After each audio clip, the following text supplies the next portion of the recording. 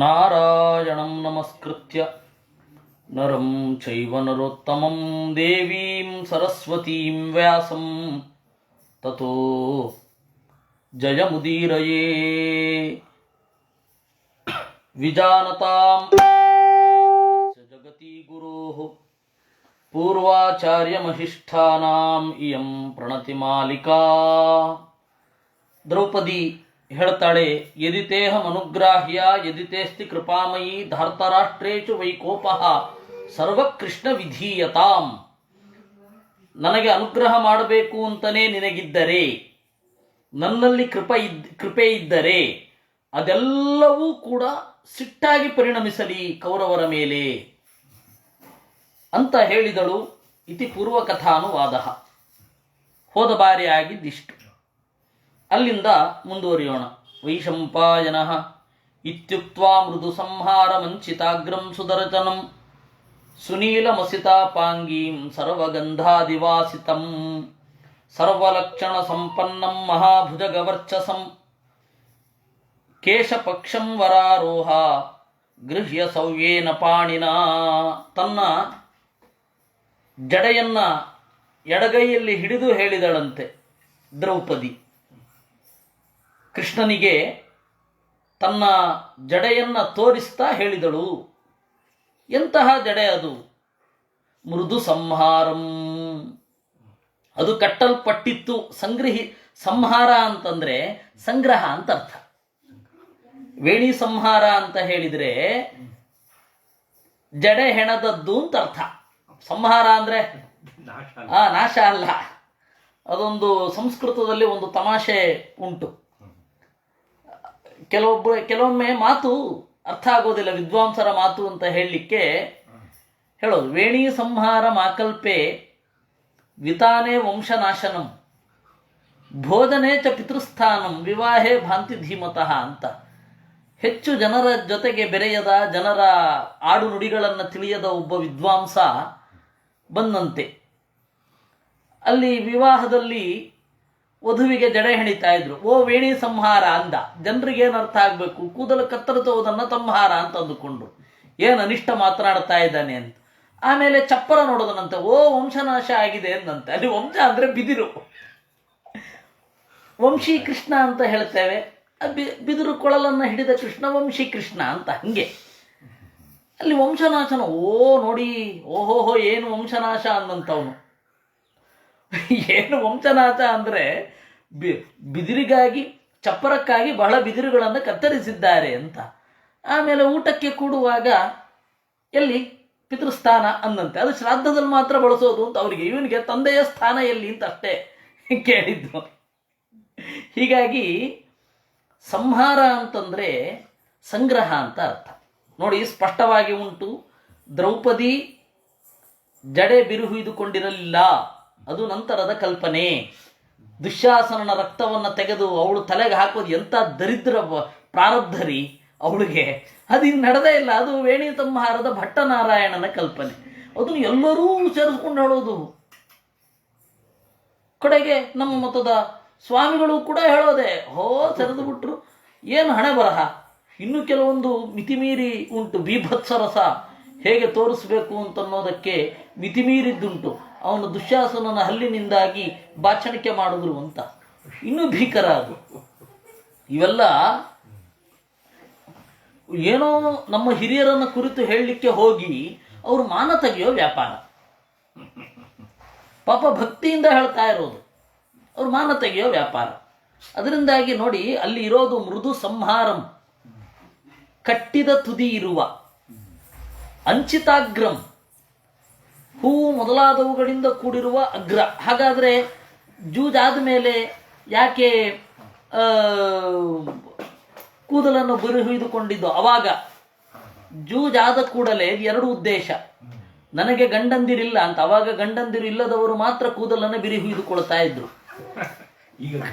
ಅದು ಫ್ಯಾಷನ್. ಅದು ಬಿಡಿ, ಕಾಲದಿಂದ ಕಾಲಕ್ಕೆ ಒಂದು ಫ್ಯಾಷನ್ ಆಗತ್ತೆ, ಒಂದು ಫ್ಯಾಷನ್ ಆಗಲ್ಲ. ಅದು ದೊಡ್ಡ ಸಂಗತಿ ಅಲ್ಲ, ಒಂದು ಸೂಚನೆ ಅಷ್ಟೇ. ಅದೆಲ್ಲ ಪುಣ್ಯವೂ ಅಲ್ಲ, ಪಾಪವೂ ಅಲ್ಲ, ಅದೊಂದು ಸೂಚನೆ. ಹೀಗಾಗಿ ಅದು ಇರೋದು ಇಷ್ಟೇ.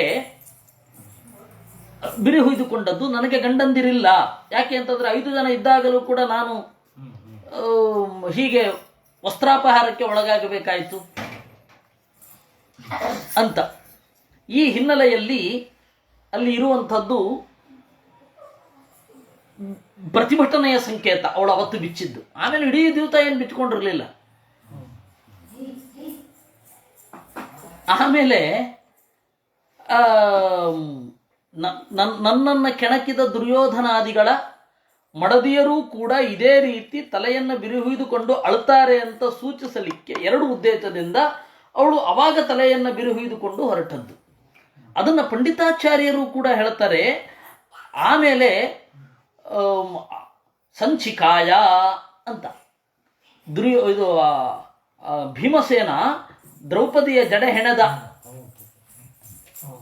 ಸೂಕ್ಷ್ಮಾನರಾಳ ನಸಿತಾಂಶ್ಚ ಕೇಶಾನ್ ದುಶ್ಯಾಸನೇನ ಕುಲಿತಾನ್ ಪ್ರಿಯಾಯ ಸೂಕ್ಷ್ಮಾನ್ ಅರಾಳಾನ್ ಅಸಿತಾಂಶ್ಚ ಕೇಶಾನ್ ಜಿಘಾಂಸಯ ವೈರಿಜನಸ್ಯ ತೀಕ್ಷ್ಣಃ ಸಕೃಷ್ಣ ಸರ್ಪಾನಿವ ಸಂಚಿಕಾಯ ಹೇಳ್ತಾರೆ. ದ್ರೌಪದಿಯ ಕೂದಲು ಕಪ್ಪು ಬಣ್ಣದ ಹಾವುಗಳಂತಿದ್ದವು. ಅದನ್ನು ವಿಷವೈದ್ಯನೊಬ್ಬ ಶತ್ರುಗಳ ನಾಶಕ್ಕಾಗಿ ಸಂಗ್ರಹಿಸುವ ಹಾಗೆ ತನ್ನ ಮಡದಿಯ ಉದ್ದವಾದ ಉರುಟಾದ ಗುಂಗುರು ಕೂದಲನ್ನು ಹೆಣದ ಅಂತ ಹೇಳ್ತಾರೆ. ಪಂಡಿತಾಚಾರ್ಯ ಹೇಳ್ತಾರೆ. ಇದೆಲ್ಲ ಸೂಕ್ಷ್ಮವಾಗಿ ಗಮನಿಸ್ಬೇಕ್ರಿ. ನಾವೆಲ್ಲ ಇವಾಗ ಏನ್ ಮಾಡೋದು ಗೊತ್ತಾ, ನಮಗೆ ನ್ಯಾಯಶಾಸ್ತ್ರ ಮೀಮಾಂಸ ಓದ್ದೆ ಹೋದ್ರೆ ಯಾವ ಸ್ವಾಮಿಗಳು ಗೌರವಿಸೋದಿಲ್ಲ ಅಂತ ನಮಗೆ ಭ್ರಮೆ. ಅದರಿಂದಾಗಿ ಏನ್ ಮಾಡೋದು, ಅದನ್ನು ಓದೋದು, ಇಲ್ಲಿ ಉಪನ್ಯಾಸಕ್ಕೆ ಹೇಳಿದಾಗ ಬೆಳಗ್ಗೆ ನೋಡೋದು. ಹೀಗಿದ್ದಾಗ ಮಹಾಭಾರತಕ್ಕೆ ಹೇಗೆ ನ್ಯಾಯ ಸಲ್ಲಿಸಿದ ಹಾಗಾಗ್ತದೆ? ನಾನು ನಮ್ಮನ್ನು ಬೈಕೊಳ್ತಾ ಇದ್ದೇನೆ. ಯಾಕೆ ಅಂತಂದ್ರೆ ಆಚಾರ್ಯರು ಹೇಳಿದ ಮಹಾಭಾರತಾದಿ ಶಾಸ್ತ್ರವನ್ನ ಸೀರಿಯಸ್ ಆಗ ಬೇರೆಯವ್ರಿಗೆ ಹೇಳಲಿಕ್ಕಲ್ಲ, ನಾನು ಮೊದಲು ಓದ್ಕೊಳ್ಬೇಕು. ಈ ಭಾವನೆ ನಮಗೆ ಬರಬೇಕು ಅಂತ ಉದ್ದೇಶ ಅಷ್ಟೇ, ಇನ್ನೇನಿಲ್ಲ. ಅದರಿಂದಾಗಿ ಎಲ್ಲವನ್ನ ನೋಡಬೇಕಾಗತ್ತೆ. ಮೃದು ಸಂಹಾರಂ ಅಂಚಿತಾಗ್ರಂ ಸುದರ್ಶನಂ ನೋಡಲಿಕ್ಕೆ ಚಂದ ಇತ್ತು. ಸುನೀಲಂ ನೀಳ ಆಗಬೇಕದು. ನೀಳ ಅಂದರೆ ಉದ್ದ. ಯಾಕೆಂದ್ರೆ ನೀಲ ಅಲ್ಲ, ನೀಳ. ಅಸಿತಾಪಾಂಗಿ ಕಪ್ಪಾದ ಕಡೆಗಣ್ಣ ನೋಟದವಳು ಅಂದ್ರೆ ಕಾಡಿಗೆ ಹಚ್ಚುತ್ತಾ ಇದ್ಲು ಅಂತ ಅರ್ಥ. ಸರ್ವಗಂಧಾದಿ ವಾಸಿತಂ ನೋಡಿ, ಎಲ್ಲ ಪರಿಮಳ ದ್ರವ್ಯಗಳಿಂದ ಕೂಡಿತ್ತು. ಎಲ್ಲ ಪರಿಮಳ ದ್ರವ್ಯಗಳಿಂದ ಕೂಡಿತ್ತು.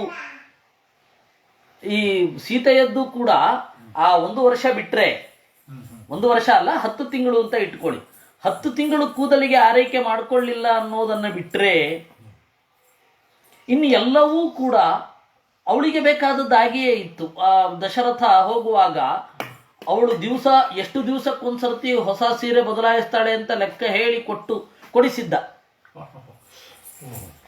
ಅಂದ್ರೆ ವನವಾಸ ಅಂತ ಇದ್ದದ್ದು ಜಟೆ ಕಟ್ಟಿದ್ದು ರಾಮ ಲಕ್ಷ್ಮಣರು ಮಾತ್ರ. ಹಾಗೆ ಇಲ್ಲಿಯೂ ಕೂಡ ಮತ್ತೆ ಇಲ್ಲಿಯ ವನವಾಸ ಮತ್ತೆ ಅಲ್ಲಿಯ ವನವಾಸ ಬಹಳ ವ್ಯತ್ಯಾಸ ಇದೆ. ಇಲ್ಲಿ ಸುಮಾರು 1 ಲಕ್ಷ ಜನ ಇದ್ರು ಧರ್ಮರಾಜನ ವನವಾಸದಲ್ಲಿ. 1 ಲಕ್ಷ ಅಲ್ಲ, ಅದಕ್ಕಿಂತಲೂ ಜಾಸ್ತಿ. ಅದಕ್ಕಾಗಿ ಒಪ್ಪಂದ ಮಾಡಿಕೊಂಡಿದ್ರು, ನಮ್ಮಲ್ಲಿ ಮತ್ತೆ ಹೊಸ ಮಕ್ಕಳು ಬರಬಾರದು. ಯಾಕೆಂದ್ರೆ ಹೊಸ ಮಕ್ಕಳು ಬಂತು ಅಂದ್ರೆ ಇಟ್ ವಿಲ್ ಬಿಕಮ್ ಸಿಟಿ. ಮಕ್ಕಳಿಗಾಗಿ ನೋಡಿ, ಮಕ್ಕಳಿಗಾಗಿ ಸಿಟಿ ಆಗೋದೇ ವಿನಃ ದೊಡ್ಡವರಿಗಾಗಿ ಅಲ್ಲ. 40 ಸನ್ಯಾಸಿಗಳಿದ್ರೆ, 40-30 ವರ್ಷ ಕಳೆದವರಿದ್ರೆ, 40 ವರ್ಷ ಕಳೆದವರಿದ್ರೆ ಯಾವುದೂ ಕೂಡ ಅದು ಹಾಗೇ ಇರುತ್ತೆ, ಡೆವಲಪ್ಮೆಂಟೇ ಇಲ್ಲ. ಮಕ್ಕಳು ಅಂತ ಬಂದಾಗ ಮತ್ತೆ ಮಕ್ಕಳನ್ನು ನೋಡ್ಕೊಳ್ಳಿಕ್ಕೆ ಹೆಣ್ಣು ಮಕ್ಕಳು ಅಂತ ಇದ್ದಾಗ ಅಲ್ಲಿ ಬೆಳೀತಾ ಹೋಗುತ್ತೆ ನಗರ. ಹೀಗಾಗಿ ಅದು ಪಾಂಡವರು ಹೇಳಿದ್ರು, ನಮ್ಮಲ್ಲಿ ಯಾವುದು ಮಕ್ಕಳು ಬೆಳಿಬಾರದು ಮತ್ತೆ ನಮ್ಮ ಮಕ್ಕಳು ಇಲ್ಲಿ ಇರಬಾರದು ಅಂತೆಲ್ಲ ಹೊರಗಡೆ ಕಳಿಸೋದು. ಹಾಗಾದ್ರೆ 88,000 ಜನ ಯತಿಗಳು ಮಾತ್ರ, ಯತಿಗಳು ವಿದ್ವಾಂಸರು. ಅವರಿಗೆ 30 ದಾಸದಾಸಿಯರು ಇದ್ರು. 30 ದಾಸೀಕ ಏಕೈಕ ಅಂತ ಆಚಾರ್ಯರು ನಿರ್ಣಯದಲ್ಲಿ ನಿರೂಪಣೆ ಮಾಡ್ತಾರೆ. ಈ ಎಲ್ಲ ಹಿನ್ನೆಲೆಯಲ್ಲಿ ನಾವು ನೋಡಿದಾಗ ಅವರ ವನವಾಸ ಬೇರೆ, ಸೀತಾರಾಮರದ್ದು. ಇವರ ವನವಾಸ ಬೇರೆ. ಅವ್ರದ್ರಲ್ಲಿ ಅಕ್ಷಯ ಪಾತ್ರೆ ಇರಲಿಲ್ಲ, ಇವ್ರದ್ರಲ್ಲಿ ಇತ್ತು. ಹೀಗೆಲ್ಲ ಹಲವಾರು ಸಂಗತಿಗಳಿದೆ.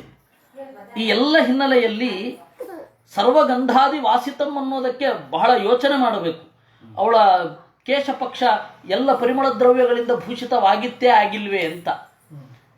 ಇನ್ನು ಸರ್ವ ಲಕ್ಷಣ ಸಂಪನ್ನಂ ಮಹಾಭುಜಗ ವರ್ಚಸಂ, ಎಲ್ಲ ಲಕ್ಷಣಗಳಿಂದ ಕೂಡಿತ್ತು, ದೊಡ್ಡ ಹಾವಿನ ಹಾಗೆ ಇತ್ತು.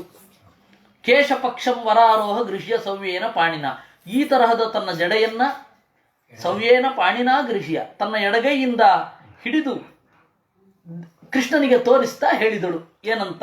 ಪದ್ಮಾಕ್ಷಿ ಪುಂಡರೀಕಾಕ್ಷ ಉಪೇತ್ಯ ಗಜಗಾಮಿನಿ ಅಶ್ರುಪೂರ್ಣೆ ಕ್ಷಣ ಕೃಷ್ಣ ಕೃಷ್ಣಂ ವಚನಮಬ್ರವೀತ್. ಅವಳ ಹೆಸರು ಕೃಷ್ಣ. ಅವಳು ಕೃಷ್ಣನಿಗೆ ಮಾತು ಹೇಳಿದ್ಲು. ಎಂಥವಳು? ಪದ್ಮಾಕ್ಷಿ, ಅರಳುದಾವರೆಯ ಕಣ್ಗಳವಳು. ಅಂದ್ರೆ ಆತಂಕ ಇಲ್ಲ, ದ್ವೇಷ ಇಲ್ಲ, ರೋಷ ಇಲ್ಲ. ಈ ಕಣ್ಣನ್ನ ವರ್ಣನೆ ಮಾಡುವ ಯಾವುದೇ ಭಾಗದಿಂದ ನಾವು ಮನಸ್ಸನ್ನು ಚಿಂತನೆ ಮಾಡಬೇಕು. ಗಜಗಾಮಿನಿ, ನಿಧಾನವಾಗೇ ಬಂದು. ಅಶ್ರು ಪೂರ್ಣೇ ಕ್ಷಣ, ನೀರು ತುಂಬಿತ್ತು. ಮತ್ತೆ ಪದ್ಮಾಕ್ಷಿ, ಅಲ್ಲಿ ಸ್ವಲ್ಪ ನೀರು ಬಂತು. ಅಶ್ರು ಪೂರ್ಣೇ ಕ್ಷಣ, ಪದ್ಮಾಕ್ಷಿ ಅಲ್ಲಿಂದ ಬರುವಾಗ ನೋಡಿ, ಉಪೇತ್ಯ ಅನ್ನೋದಕ್ಕಿಂತ ಮುಂಚೆ ಉಂಟು. ಪದ್ಮಾಕ್ಷಿ ಆಗಿದ್ಲು, ಪುಂಡರೀಕಾಕ್ಷನನ್ನ ಕುರಿತು ಬಂದಾಗ ಕಣ್ಣೀರು ಬಂತು. ಅಶ್ರು ಪೂರ್ಣೇ ಕ್ಷಣ ಅಂದ್ರೆ ಇದಾದ ಮೇಲೆ ಗಮನಿಸ್ಕೊಳ್ಬೇಕು. ಅಯಂತೆ ಅಂದ್ರೆ ನೀವು ಅದನ್ನ ವಿಜುವಲೈಸ್ ಮಾಡ್ಕೊಳ್ಬೇಕು. ಅದಕ್ಕೆ ಮಹಾಭಾರತ, ರಾಮಾಯಣ ಮೊದಲಾದವುಗಳನ್ನ ಶ್ಲೋಕ ಹಿಡಿದು ಚಿಂತನೆ ಮಾಡುವಾಗ ಅದೊಂದು ಧ್ಯಾನ ಅಂತ. ಕಾರಣ ಏನು ಅಂದ್ರೆ, ನೀವು ದ್ರೌಪದಿಯ ಮೂರ್ತಿಯನ್ನು ಚಿಂತನೆ ಮಾಡ್ತೀರಾ. ಹಾಗೆ ಇಲ್ಲಂದ್ರೆ ಯಾಕೆ ವರ್ಣನೆ ಮಾಡಬೇಕು? ಹೆಣ್ಣು ಮಕ್ಕಳ ಚಂದದ ವರ್ಣನೆ ಯಾಕೆ ಅಂದ್ರೆ ಆ ಸೌಂದರ್ಯ ಅನ್ನೋದು ಹೀಗೆ ಅಂತ ಆಚಾರ್ಯರು ಹೇಳಿದ್ರು. ಲಕ್ಷಣಾನುಮಾಪಕ, ಸೌಂದರ್ಯ ಶಾಸ್ತ್ರಕ್ಕೆ ಕೊಟ್ಟ ಕೊಡುಗೆ ಆಚಾರ್ಯರು. ಕೇವಲ ಎಸ್ಥೆಟಿಕ್ಸ್, ಗ್ರೀಕ್ ಎಸ್ಥೆಟಿಕ್ಸ್ ಮಾತ್ರ ನಮಗೆ ಮಾನ್ಯ ಅಲ್ಲ. ಇದು ನಿಜವಾದದ್ದು. ಎಲ್ಲರೂ ಗ್ರೀಕ್ ಎಸ್ಥೆಟಿಕ್ಸ್. ನೀವು ಹೊರಗಡೆ ವಿಶ್ವವಿದ್ಯಾಲಯಗಳಲ್ಲಿ ಹೋದ್ರೆ ಗ್ರೀಕ್ ಎಸ್ಥೆಟಿಕ್ಸೇ. ಆ ಗ್ರೀಕ್ ಎಸ್ಥೆಟಿಕ್ಸಿನಿಂದ ಭಾರತೀಯ ನಾರಿಯರ ಸೌಂದರ್ಯವನ್ನು ಅಳೆಯೋದು. ಅದು ಸಂಬಂಧವೇ ಇಲ್ಲ ಒಂದಕ್ಕೊಂದಕ್ಕೆ. ಲಕ್ಷಣ ಸೌಂದರ್ಯ ಎರಡು ಕಾನ್ಸೆಪ್ಟೇ ಇಲ್ಲ. ಆಚಾರ್ಯರು ಹೇಳಿದ್ದನ್ನು ಒಬ್ಬ ಸನ್ಯಾಸಿ ಹೇಳಿದ್ದು ಬಹಳ ಮುಖ್ಯ. ಆಮೇಲೆ ಮಧ್ವ ವಿಜಯ ಕಾವ್ಯ ಯಾಕೆ ಹೌದು ಯಾಕೆ ಅಲ್ಲ, ಅಲ್ಲಿ ಒಬ್ಬ ಸನ್ಯಾಸಿಯ ಚಂದ ಯಾಕೆ ಹೇಳಬೇಕು? ಸನ್ಯಾಸಿ ಹೀಗಿದ್ದ ಅದು ಯಾಕೆ? ಹೌದು, ಅದು ಅವರಲ್ಲಿ ಇರುವ ಭಕ್ತಿ ಮೊದಲಾದವುಗಳನ್ನು ಹೇಳಲಿಕ್ಕೆ. ಮತ್ತೆ ಸಾಮುದ್ರಿಕ ಶಾಸ್ತ್ರವನ್ನ ನಾವು ಇನ್ನೊಮ್ಮೆ ನೋಡುವ. ಹೀಗಿದ್ರೆ ಈ ಲಕ್ಷಣ ಇದೆ ಅನ್ನೋದು, ಅದು ಪಂಚರಾತ್ರ ಮೊದಲಾದವುಗಳಲ್ಲೆಲ್ಲ ಅತ್ಯಂತ ವಿಹಿತವಾದದ್ದು. ಅದಾಮೇಲೆ ಬರೋಣ. ಅವಳು ಬಂದು ವಿಜುವಲೈಸ್ ಮಾಡಿದಾಗ ಧ್ಯಾನ ಆಗತ್ತೆ ಅನ್ನೋದಕ್ಕೆ ನಾನು ಹೇಳಿದ್ದು. ಕೃಷ್ಣಂ ವಚನಂ ಅಬ್ರವೀತ್, ಕೃಷ್ಣನಿಗೆ ಮಾತು ಹೇಳಿದ್ದು. ದ್ರೌಪದಿ ಅಯಂತೆ ಪುಂಡರೀಕಾಕ್ಷ ದುಶ್ಯಾಸನ ಕರೋದ್ಧತಃ ಸ್ಮರ್ತವ್ಯ ಸರ್ವಕಾಲೇಶು ಪರೇಶಾಂ ಸಂಧಿಮಿಚ್ಛತಾಂ. ಈ ನನ್ನ ತುದಿ ಕೂದಲನ್ನು ನೀನು ಯಾವತ್ತೂ ನೆನಪಿಸ್ಕೊಳ್ಬೇಕು. ಯಾವಾಗ? ಧೃತರಾಷ್ಟ್ರನ ಸಭೆಯಲ್ಲಿ ನಿಂತು ಸಂಧಾನ ಮಾಡುವಾಗ ನಿನಗೆ ಧರ್ಮರಾಜನ ದೈನ್ಯ ತುಂಬಿದ ಮುಖ ನೆನಪಿಗೆ ಬರುವುದು ಬೇಡ. ಭೀಮಸೇನನ ಬಹಳ ತಟಸ್ಥತೆ ನೆನಪಿಗೆ ಬರೋದು ಬೇಡ. ನೆನಪಿಗೆ ಬರಬೇಕಾದ ಯಾವುದು ಗೊತ್ತಾ? ಎಳೆದರನ್ನ ಕೂದಲು ನೆನಪಿಗೆ ಬರಬೇಕು. ಅಯಂತೆ ಪುಂಡರೀಕಾಕ್ಷ ದುಶ್ಯಾಸನ ಕರೋದ್ಧತಃ, ಅಗಲ ಕಣ್ಗಳಿಂದ ನೋಡ್ತಾ ಇದ್ದಿ ಪುಂಡರೀಕಾಕ್ಷ. ನಿನ್ನ ಕಣ್ಣನ್ನ ಈ ಜಡೆ ತುಂಬಬೇಕು, ಇದನ್ನ ನೋಡ್ಕೊಳ್ಬೇಕು. ಇದನ್ನ ಎಳೆದಿದ ಅವನು. ಯದಿ ಭೀಮಾರ್ಜುನೌ ಕೃಷ್ಣ ಕೃಪಣೌ ಸಂಧಿ ಕಾಮುಕೌ ಪಿತಾಮೇ ಯೋತ್ಸ್ಯತೆ ವೃದ್ಧ ಸಹ ಪುತ್ರೈರ್ ಮಹಾರಥೈ. ಭೀಮಸೇನಾರ್ಜುನರು ಸಂಧಿ ಕಾಮುಕರಾದರೆ ನನಗೂ ಅವ್ರಿಗೂ ಸಂಬಂಧ ಇಲ್ಲ. ಮುದುಕ ನಮ್ಮಪ್ಪ ಯುದ್ಧ ಮಾಡ್ತಾನೆ ನನ್ನ ಮಕ್ಕಳ ಜೊತೆಗೆ. ನನ್ನ ಗಂಡಂದಿರು ಯುದ್ಧ ಮಾಡಲಿಲ್ಲ ಅಂತಂದ್ರೆ ಹಾಳಾಕೊಂಡು ಹೋಗ್ಲಿ, ಅವರು ಕೂಡ ಎದುರು ಪಕ್ಷದಲ್ಲಿ ನಿಂತು ಬರಲಿ, ನನಗೆ ತೊಂದರೆ ಇಲ್ಲ. ಆ ಶ್ಲೋಕ ನೋಡಿ. ಯದಿ ಭೀಮಾರ್ಜುನೌ ಕೃಷ್ಣ ಕೃಪಣೌ ಸಂಧಿ ಕಾಮುಕೌ ಪಿತಾಮೇ ಯೋತ್ಸ್ಯತೆ ವೃದ್ಧ ಸಹಪುತ್ರೈರ್ ಮಹಾರಥೈ. ಪಂಚಚೈವ ಮಹಾವೀರ್ಯಾ ಪುತ್ರಾಮೇ ಮಧುಸೂದನ. ನನ್ನ ಮಕ್ಕಳು 5 ಜನ ಇದ್ದಾರೆ, ಪರಾಕ್ರಮ ಇದೆ. ಅಭಿಮನ್ಯುಂ ಪುರಸ್ಕೃತ್ಯ ಯೋತ್ಸ್ಯಂತೆ ಕುರುಭಿಸ್ಸಹ ಅಭಿಮನ್ಯುವನ್ನ ಮುಂದೆ ಮಾಡಿಕೊಂಡು ಯುದ್ಧ ಮಾಡ್ತಾರವರು. ದುಶ್ಯಾಸನ ಭುಜಂ ಶ್ಯಾಮಂ ಸಂಚಿನ್ನಂ ಪಾಂಸುಕುಂಠಿತಂ ಯದ್ಯಹಂತು ನ ಪಶ್ಯಾಮಿ ಕಾಶಾಂತಿ ಹೃದಯಸ್ಯ ಮೇ. ಉದ್ದವಾದ ದುಶ್ಯಾಸನನ ತೋಳು ಕತ್ತರಿಸಿ ಕೆಳಗಡೆ ಬಿದ್ದಿರಬೇಕು, ಧೂಳು ಮುಸುಕಿರಬೇಕು, ಅವನ ರಕ್ತದಿಂದ ಕೆಲವು ಕೇಜಿಗಳಷ್ಟಾದರೂ ಮಣ್ಣು ತೊಯ್ದಿರಬೇಕು. ಹೀಗಿಲ್ಲದೆ ಹೋದರೆ ನನಗೆ ಶಾಂತಿ ಎಲ್ಲಿಂದ? ತ್ರಯೋದಶ ಹಿ ವರ್ಷಾಣಿ ಪ್ರತೀಕ್ಷಂತ್ಯ ಗತಾನಿ ಮೇ ನಿಧಾಯ ಹೃದಯೇ ಮನ್ಯುಂ ಪ್ರದೀಪ್ತಮಿವ ಪಾವಕಂ. ಧಗಧಗಿಸುವ ಬೆಂಕಿಯನ್ನು ಹೃದಯದೊಳಗಡೆ ಇಟ್ಟುಕೊಂಡು 13 ವರ್ಷಗಳ ಕಾಲ ಕಾದೆ. ಈ ಕಾದೆ ಅಂತ ಸಂಸ್ಕೃತದಲ್ಲಿ ಕಾಯಿಸಿದನು ಅನ್ನುವ ಪದ ಪ್ರಾಯ ಕನ್ನಡದಲ್ಲಿ ಇದಿದೆ. ಸಂಸ್ಕೃತದ ನಿರೀಕ್ಷೆ ಅನ್ನೋದಕ್ಕೆ, ಪ್ರತೀಕ್ಷಾ ಅನ್ನೋದಕ್ಕೆ ಕನ್ನಡದಲ್ಲಿ ಯಾರೋ ಒಬ್ಬ ಬುದ್ಧಿವಂತ ಟಂಕಿಸಿದ್ದಾನೆ, ಕಾಯಿಸಿದ್ದೇನೆ, ಕಾದಿದ್ದೇನೆ. ಕಾತರತೆಯನ್ನು ಹೃದಯದಲ್ಲಿ ಇಟ್ಟುಕೊಂಡು ನನ್ನ ಹೃದಯ ಬಿಸಿಯಾಗಿದೆ ಅಂತ ಹೇಳುವ ಉದ್ದೇಶವೋ ಏನು? ಕಾದಿದ್ದೇನೆ. ಅವರು ಕಾಯಿಸಿದರು. ತಮಾಷೆಯ ನಿರ್ವಚನ ಇರಬಹುದು, ಆದರೆ ಚೆನ್ನಾಗಿಲ್ವಾ ಹೇಳಿ. ವಿದೀರ್ಯತೆ ಮೇ ಹೃದಯಂ ಭೀಮವಾಕ್ಛಲ್ಯ ಪೀಡಿತಂ ಯೋಯ ಮಧ್ಯ ಮಹಾಬಾಹು ಧರ್ಮಂ ಸಮನು ಪಶ್ಯತಿ. ಅಲ್ಲ, ಇಲ್ಲಿ ತನಕ ಭೀಮಸೇನ ನನ್ನ ಪರವಾಗಿ ಇದ್ದವನು ಈಗ ಧರ್ಮಂ ಸಮನು ಪಶ್ಯತಿ, ಧರ್ಮ ನೋಡ್ತಾ ಇದ್ದಾನೆ. ಅದು ನನಗೆ ವಿದೀರ್ಯತೆ ಮೇ ಹೃದಯಂ, ನನ್ನ ಎದೆ ಒಡೆದೋಗ್ತಾ ಇದೆ. ವೈಶಂಪಾಯನಃ ನೋಡಿ, ಧರ್ಮಂ ತಮನು ಪಶ್ಯತೆ, ಅದು ನೋಡೋ ಅಗತ್ಯ ಇಲ್ಲ ಅಂತ ಹೇಳಿ ದ್ರೌಪದಿ ಹೇಳ್ದ ಹಾಗಾಯ್ತು. ಧರ್ಮದ ಕಡೆ ನೋಡ್ತಾ ಇದ್ದಾನೆ ಅಂತ. ದೇವರ ದಯದಿಂದ ಹಲವು ಕಟ್ಟರ್ ಧರ್ಮಶಾಸ್ತ್ರಜ್ಞರು ನನ್ನ ಮಿತ್ರರೇ ಇದ್ದಾರೆ. ಅವರು ಮೊನ್ನೆ ಗಲಾಟೆ, ದೇಶ ಕಾಲಗಳಿಗೆ ಅನುಗುಣವಾಗಿ ಧರ್ಮ ಬದಲಾಗತ್ತೆ, ಒಂದು ನಿಷ್ಠೆ, ನ್ಯಾಯ ಹೊಂದಿರುತ್ತೆ, ಇದೆಲ್ಲ ಕಾನೂನು ಅಂತ ಹೇಳಿ ಯಾಕೆ ಹೇಳ್ತಾ ಇದೆ ಎಲ್ಲರಿಗೂ ಅಂತ. ಅದಕ್ಕೆ ನಾನು ಹೇಳಿದೆ, ಹೌದು, ಯಾವ್ಯಾವ ಧರ್ಮಶಾಸ್ತ್ರಜ್ಞರಿಗೆ, ಯಾವ ಪ್ರದೇಶದವರಿಗೆ ಯಾವ ಧರ್ಮಶಾಸ್ತ್ರ ಹೇಳಿ ನೀನೇ. ಉತ್ತರದವ್ರಿಗೆ ನಿರ್ಣಯ ಸಿಂಧು, ಧರ್ಮ ಸಿಂಧು, ದಕ್ಷಿಣದವರಿಗೆ ಇದು, ಅದರಲ್ಲೂ ನಮಗೆ ವೈದ್ಯನಾಥೀಯ, ಇದೆಲ್ಲ ಮಾಡ್ಕೊಂಡಿದ್ಯಾರು ಒಂದೇ ನಾವೇ ಅಂದ. ಅದೇ ರೀತಿ ನಾವೇ ಧರ್ಮವನ್ನು ಡೈರೆಕ್ಟ್ ಮಾಡಿ ದೇಶ ಕಾಲಕ್ಕೆ ಅನುಗುಣವಾಗಿ ಮೂಲ ಸ್ವರೂಪ ಕೆಡದಂತೆ ಮುಂದುವರಿಸ್ಕೊಂಡು ಹೋಗ್ಬೋದಲ್ವಾ.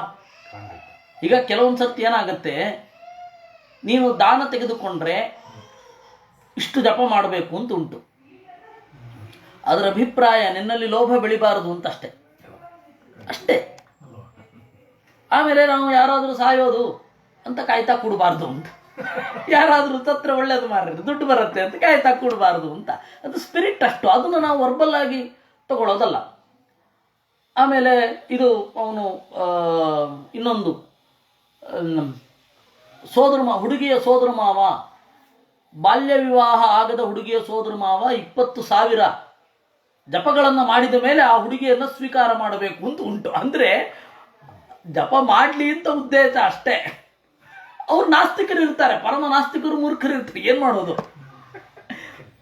ಅದರಿಂದಾಗಿ ಧರ್ಮಶಾಸ್ತ್ರದ ಸ್ಪಿರಿಟನ್ನು ನಾವು ಗ್ರಹಿಸಬೇಕು ಅಂತ ನಾನು ಅವ್ನಿಗೆ ಹೇಳಬೇಕಾಯ್ತು. ಆದರೂ ಅವ್ನು ಸಮಾಧಾನ ಆಗಿಲ್ಲ, ಗಲಾಟೆ ಮಾಡ್ತಾನೆ ಮತ್ತೆ ಫೋನ್ ಮಾಡಿ. ಅದಲ್ಲ ಹೇಳಿದ್ದು. ಧರ್ಮ ಅಂತ ಅವನು ಈಗ ಧರ್ಮ ನೋಡ್ತಾ ಇದ್ದಾನ, ಅವನು ಅವಾಗಿರ್ಲಿಲ್ವಾ ಅಂತ ದ್ರೌಪದಿ ಹೇಳ್ತಾ ಇದ್ದಾಳೆ. ವೈಶಂಪಾಯನಃ ಇತ್ಯುಕ್ತ ಎಲ್ಲರೂ ಒಂದು ನಮ್ಮ ಭಾರತದಲ್ಲಿ ಆಗಿರೋದೇನು ಅಂದರೆ, ಧರ್ಮಶಾಸ್ತ್ರವನ್ನು ಓದುವವರು ಮೀಮಾಂಸಾ ಓದಿರಬೇಕು, ಅಥವಾ ಮೀಮಾಂಸಾ ಓದಿದವರು ಮಾತ್ರ ಧರ್ಮಶಾಸ್ತ್ರ ಓದಬೇಕಾಗಿಲ್ಲ. ಅವರು ಮಹಾಭಾರತ ಓದಬೇಕು ಮೊದಲು. ಆಗ ಮನುಷ್ಯ ಸಹಜ ಸ್ವಭಾವದ ಬಾಗು ಬಳಕುಗಳು ಗೊತ್ತಾಗತ್ತೆ. ಅದ್ರ ಮೇಲೆ ಧರ್ಮ ತೀರ್ಮಾನ ಮಾಡ್ಲಿಕ್ಕೆ ಬರುತ್ತೆ. ಇದು ಕಾನೂನು ಹೃದಯ ಗೊತ್ತಿಲ್ಲ, ಮನುಷ್ಯ ಜೀವನದ ಏರಿಳಿತಗಳು ಗೊತ್ತಿಲ್ಲ. ಮೊನ್ನೆ ಹಿರಿಯ ಪೊಲೀಸ್ ಅಧಿಕಾರಿ ಒಬ್ಬರು ಹೇಳ್ತಾ ಇದ್ರು, ನಾನು ಪೊಲೀಸ್ ಅಧಿಕಾರಿಯಾಗಿದ್ದಾಗ ಸರಿ ತಪ್ಪು ಮಾತ್ರ ಕಾಣುತ್ತೆ, ನಾನು ರಾಜಕಾರಣಿಯಾದಾಗ ಆ ಸರಿ ತಪ್ಪುಗಳಿಗಿರಬಹುದಾದ ಕಾರಣಗಳ ಬಗ್ಗೆ ನಾನು ಯೋಚನೆ ಮಾಡೋ ಹಾಗಾಗತ್ತೆ ಅಂತ. ಅಂದ್ರೆ ಮೊದಲಿಗಿಂತ ವಿಶಾಲ ದೃಷ್ಟಿ.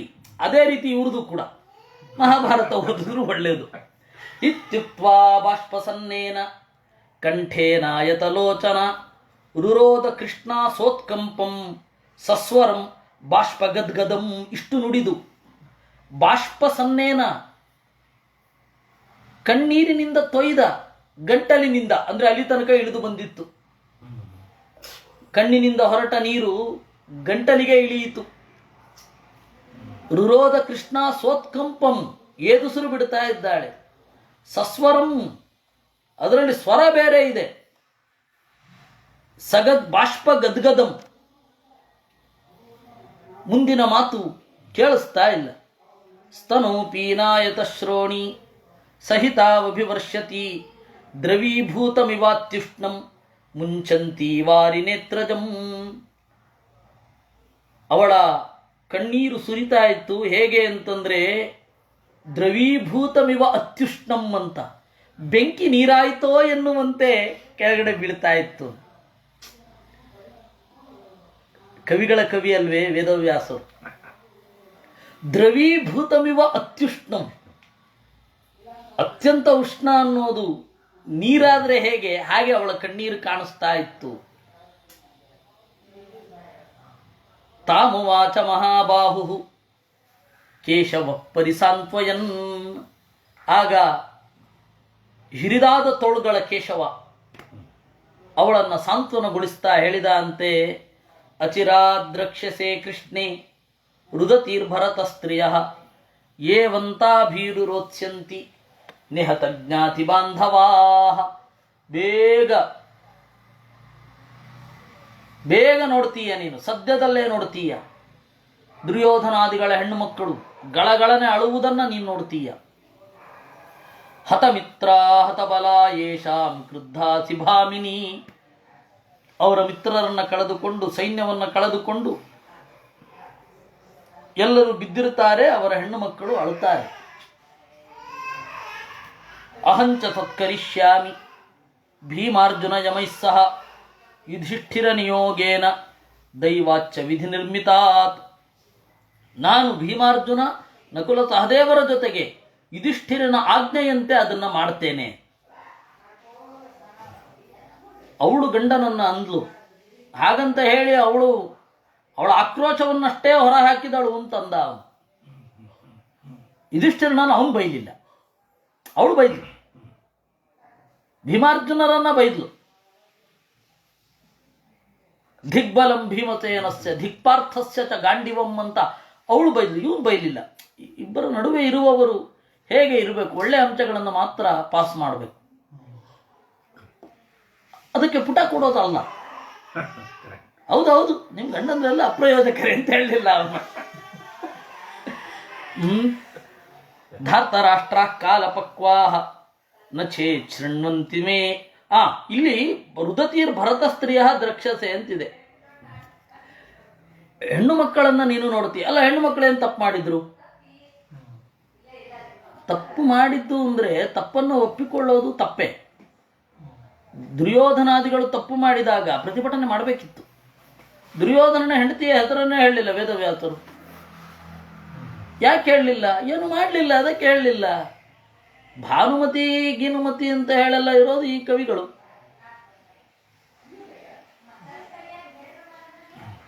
ಅದರಿಂದಾಗಿ ಅವರ ತಪ್ಪು ಏನು, ಅದಕ್ಕೆ ಶಿಕ್ಷೆ ಆಯಿತು. ಅವರು ಪ್ರತಿಭಟನೆ ಮಾಡಬೇಕಿತ್ತು, ಪ್ರತಿಭಟನೆ ಮಾಡಲಿಲ್ಲ ಅವರು. ಬೇಕಾದಷ್ಟು ಜನ ಇದ್ರು, ಮಕ್ಕಳು ಮೊಮ್ಮಕ್ಕಳು ಎಲ್ಲ ಇದ್ರು. ಅಲ್ಲ ರೀ, ಅವನಿಗೆ ಎಷ್ಟು ರೀ ವಯಸ್ಸು? ಅವನಿಗೆ 71. ದುರ್ಯೋಧನನಿಗೆ ಒಂದೇ ಏಜು, ಆದ್ರೆ ಒಂದೇ ದಿವಸ ಹುಟ್ಟಿದ್ದು ದುಶ್ಯಾಸನ ಮತ್ತು ಭೀಮಸೇನ. ಅದರಿಂದ ಅಹಂಚ ತತ್ಕರಿಷ್ಯಾಮಿ, ನಾನು ಮಾಡ್ತೇನೆ ಅಂತಂದ. ಧಾರ್ತರಾಷ್ಟ್ರ, ಅದಕ್ಕೆ ವೇದವ್ಯಾಸರು ಅವ್ರ ಹೆಸರು ಕೂಡ ಹೇಳಲಿಲ್ಲ, ಇಷ್ಟೇ ಹೇಳಿದ್ರು. ಅವರವರಿಗೆ ಯೋಗ್ಯರಾದ ಹೆಣ್ಣು ಮಕ್ಕಳನ್ನು ಪಡೆದರು, ಅವರವರಿಗೆ ಯೋಗ್ಯರಾದ ಹೆಂಡತಿಯರನ್ನು ಪಡೆದರು ಅಂತ ಹೆಸರು ಹೇಳಲಿಲ್ಲ. ಧಾರ್ತರಾಷ್ಟ್ರ ಕಾಲಪಕ್ವಾ ನ ಚೇತ್ ಶೃಣ್ವಂತಿ ಮೇ ವಚಃ ಶೇಷ್ಯಂತೆ ನಿಹತಾ ಭೂಮೌ ಶೃಗಾಲಾದನೀಕೃತಾ. ಕಾಲದಿಂದ ಬೆಂದ ಕಾಲಪಕ್ವಾಹ, ದುರ್ಯೋಧನಾದಿಗಳು ನನ್ನ ಮಾತನ್ನು ಕೇಳದಿದ್ದರೆ ಶೇಷ್ಯಂತೆ ನಿಹತಾ ಭೂಮೌ, ಭೂಮಿಯಲ್ಲಿ ಮಲಗುತ್ತಾರೆ. ಸ್ವಶೃಗಾಲಾದನೀಕೃತಾ, ನಾಯಿ ನರಿಗಳ ಆಹಾರವಾಗಿ ಕುರುಕ್ಷೇತ್ರದಲ್ಲಿ ಬಿದ್ದಿರ್ತಾರೆ. ಚಲೇದ್ಧಿ ಹಿಮವಾನ್ ಶೈಲ ಮೇದಿನಿ ಶಕಲೀ ಭವೇತ್ ದ್ಯೌಪತೆಚ್ಚ ಸ ನಕ್ಷತ್ರ ನ ಮೇ ಮೋಘಂ ವಚೋ ಭವೇತ್. ಹಿಮವತ್ ಪರ್ವತ ಚಲಿಸಲಿ, ಭೂಮಿ ಸೀಳಲಿ, ಆಕಾಶ ಕಳಚ್ಕೊಂಡು ಕೆಳಗಡೆ ಬೀಳಲಿ ಅಂದರೆ ನಕ್ಷತ್ರಗಳು ಅಂತ. ನಮೇ ಮೋಘಂ ವಚೋ ಭವೇತ್, ನನ್ನ ಮಾತು ವ್ಯರ್ಥ ಆಗೋದಿಲ್ಲ. ಶಿಷ್ಯೇತ್ತೋಯ ನಿಧಿ ಕೃಷ್ಣೇ ನಮೇ ಮೋಘಂ ವಚೋ ಭವೇತ್. ಸಮುದ್ರ ಬರಿದಾಗಲಿ, ಸತ್ಯಂತೆ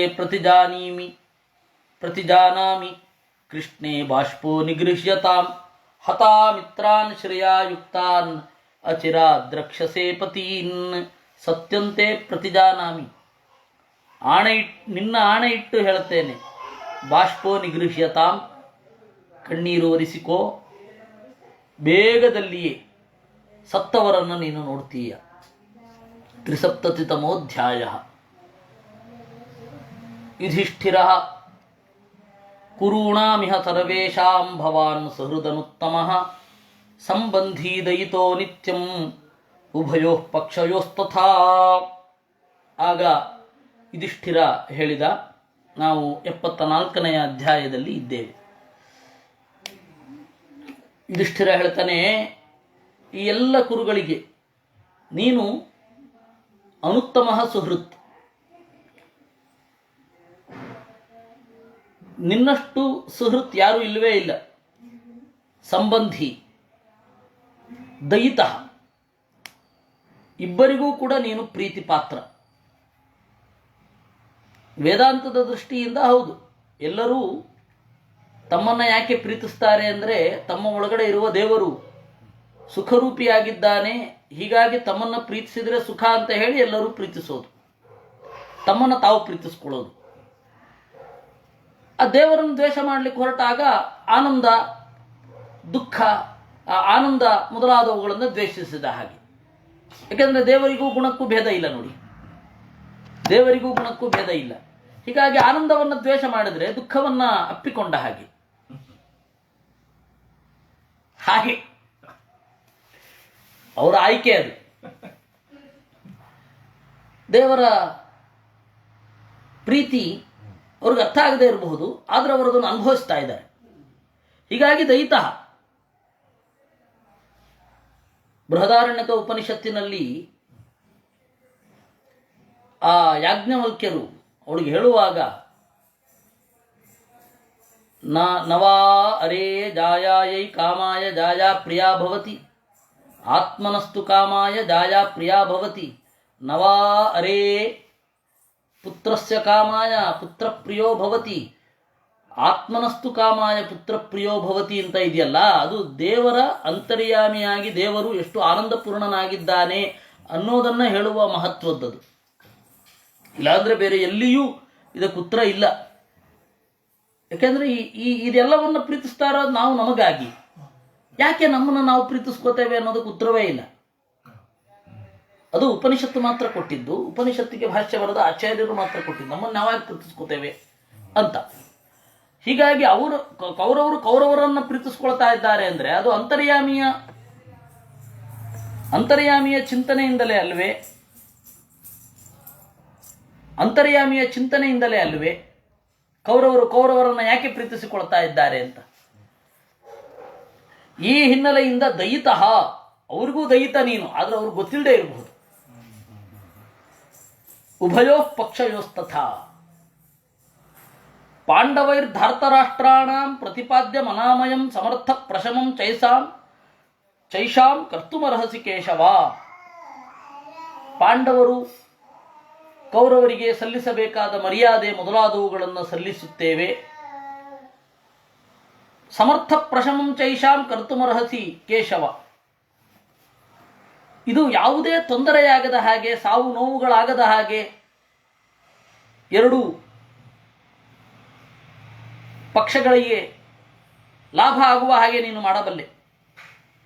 ತ್ವಮಿತ ಪುಂಡರೀಕಾಕ್ಷ ಸುಯೋಧನಮರ್ಷಣಂ ಶಾಂತ್ಯರ್ಥಂ ಭ್ರಾತರಂ ಬ್ರೂಯಾಹ ಯದ್ವಾಚ್ಯ ಮೇ ಶತ್ರುವನ್.